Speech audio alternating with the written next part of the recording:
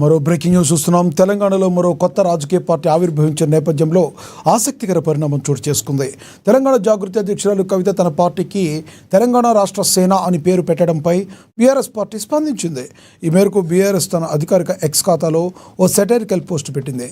Colgate toothpaste, Bisleri water బాటిల్కు సంబంధించి original, నకిలీ ఉత్పత్తుల ఫోటోలను పక్కపక్కనే జోడించింది.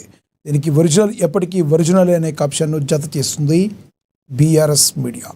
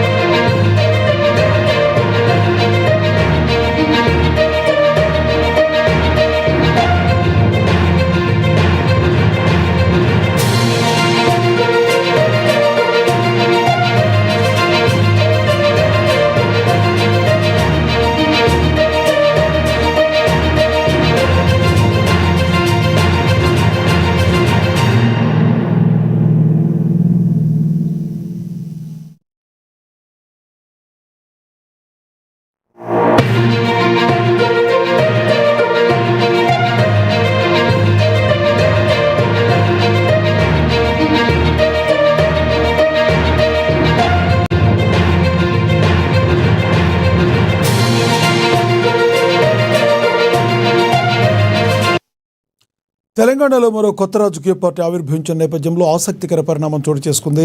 తెలంగాణ జాగృతి అధ్యక్షురాలు కవిత తన పార్టీకి తెలంగాణ రాష్ట్ర సేన అని పేరు పెట్టడంపై బీఆర్ఎస్ పార్టీ స్పందించింది. ఈ మేరకు బీఆర్ఎస్ తన అధికారిక ఎక్స్ ఖాతాలో ఓ సెటైరికల్ పోస్ట్ పెట్టింది. కోల్గేట్ టూత్పేస్ట్, బిస్లరీ వాటర్ బాటిల్కి సంబంధించి ఒరిజినల్, నకిలీ ఉత్పత్తుల ఫోటోలను పక్కపక్కనే జోడించింది. దీనికి ఒరిజినల్ ఎప్పటికీ ఒరిజినలే అనే క్యాప్షన్ను జత చేస్తుంది. దీనిపై మరింత సమాచారం మా ప్రతినిధి హరీష్ ఫోన్ ద్వారా అందిస్తారు. హరీష్, చెప్పండి, కవిత యొక్క పార్టీని కోల్గేట్ మరియు బిస్లరీ ఒరిజినల్ లాంటిది కాదు, ఒక డూప్లికేట్ అన్నట్టుగా మరి బీఆర్ఎస్ చెప్పడాన్ని ఏ రకంగా చూడాలి? అదేవిధంగా పులిని చూసి నక్క వాతకలు పెట్టుకుందన్నట్టుగా వాళ్ళ కార్యకర్తలు కూడా మాట్లాడుతున్నారు. ఎలా చూడాలి? రైతు లక్ష్మీ, ఏదైతే తెలంగాణలో మరో కొత్త పార్టీకి సంబంధించి కూడా పురుడి స్ఫూర్తి పోసుకున్న పరిస్థితి అయితే కనిపిస్తా ఉంది. తెలంగాణ జాగృతి అధ్యక్షురాలు కల్వకుంట్ల కవిత కొత్త పార్టీని ఏర్పాటు చేశారు. ఇక అయితే టీఆర్ఎస్ పేరుతో తెలంగాణ రాష్ట్ర ఏదైతే రాష్ట్ర సేనకు సంబంధించిన పార్టీని ఏర్పాటు చేయడం జరిగింది. ఇక దీన్ని ఆమె టీఆర్ఎస్ గా ఏదైతే చెప్తూ ప్రధానంగా పార్టీకి సంబంధించి కూడా ఈరోజు రిలీజ్ చేసిన నేపథ్యం అయితే కనిపిస్తుందో, పేరు కావచ్చు, జెండా కావచ్చు, మొత్తంగా దీనికి సంబంధించి కూడా బీఆర్ఎస్ నుంచి కూడా సెటైరికల్ కామెంట్స్ వస్తూ ఉన్న నేపథ్యం అయితే కనిపిస్తూ ఉంది. ప్రధానంగా గతంలో ఇప్పుడు కొనసాగుతున్న బీఆర్ఎస్, గతంలో టీఆర్ఎస్ తెలంగాణ రాష్ట్ర సమితి పార్టీగా కొనసాగింది. ఇప్పుడు పులిని చూసి నక్కవాత పెట్టుకుంటుంది.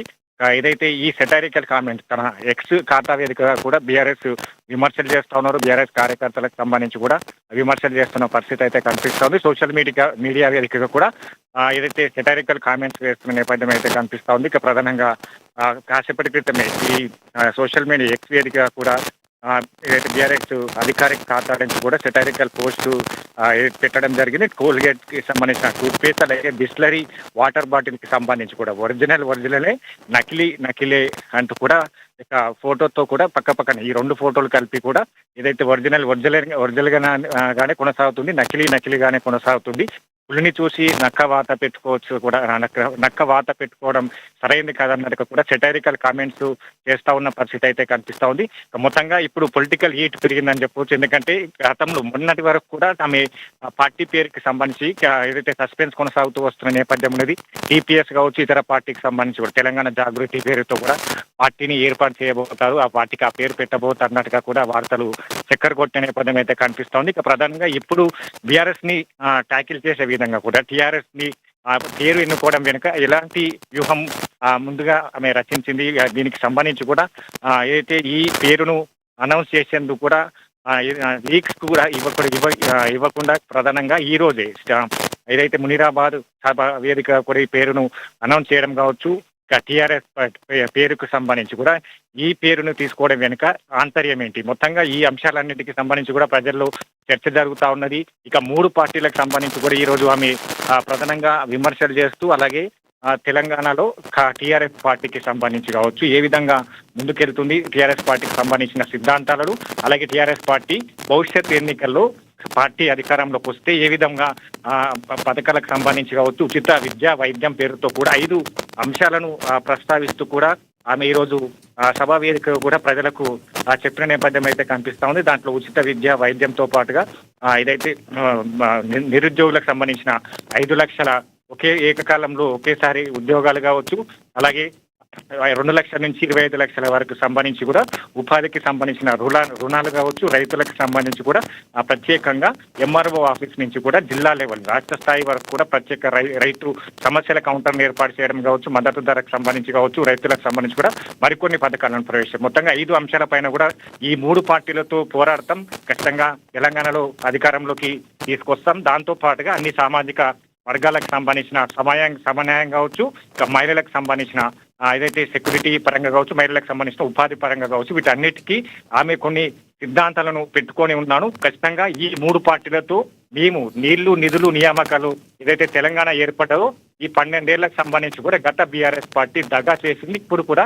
కొనసాగుతున్న కాంగ్రెస్ పార్టీకి సంబంధించి కూడా రాష్ట్ర ప్రజలకు ఇచ్చిన హామీలను నెరవేర్చడంలో దగా చేస్తా ఉన్నది. ఖచ్చితంగా ఏదైతే బీజేపీకి సంబంధించి కావచ్చు వీటిపైన కూడా ఇప్పటి వరకు నోరెత్తని పరిస్థితి కొనసాగుతా ఉన్నది. కాబట్టి ఈ 3 పార్టీలకు ఖచ్చితంగా తాను మేము ప్రజా వేదిక కూడా అలాగే ప్రజల పక్షాన కొట్లాడతాం ప్రజల పక్షాన నిలబడతాం వచ్చి ఎన్నికలకు సంబంధించి కూడా టీఆర్ఎస్ పార్టీ మహిళా ఏదైతే అధ్యక్షురాలు ఇప్పుడు మహిళ మరో ముఖ్యమంత్రి కాబోతా ఉంది తెలంగాణకు సంబంధించి కూడా ఆమె ఈ అంశాలన్నిటిని కూడా వివరించడం జరిగింది. దీని అంతా కూడా బీఆర్ఎస్ పార్టీ తిప్పి కొడతా ఉన్నారు, ఇక సెటైరికల్ కామెంట్స్ చేస్తా ఉన్నారు, విమర్శలు చేస్తా ఉన్నారు. ఇక చూడాలి అంటే ఇది ఎటువైపు పోతుంది అసలు దీని తర్వాత బీఆర్ఎస్ కౌంటర్ ఏ విధంగా ఉంటుంది. ఈ రోజు స్వయంగా ఆమె బీఆర్ఎస్ అధినేత కేసీఆర్ కావచ్చు తన సొంత కుటుంబం పైన కావచ్చు ఇతర పార్టీల పైన కూడా విమర్శలు చేస్తూ వచ్చారు. కాబట్టి దీనిపైన వాళ్ళు ఏ విధంగా విమర్శలు ఇస్తారు కౌంటర్ ఇస్తారని కూడా వేచి చూడాలి కూడా లక్ష్మణ్. Thank you Harish.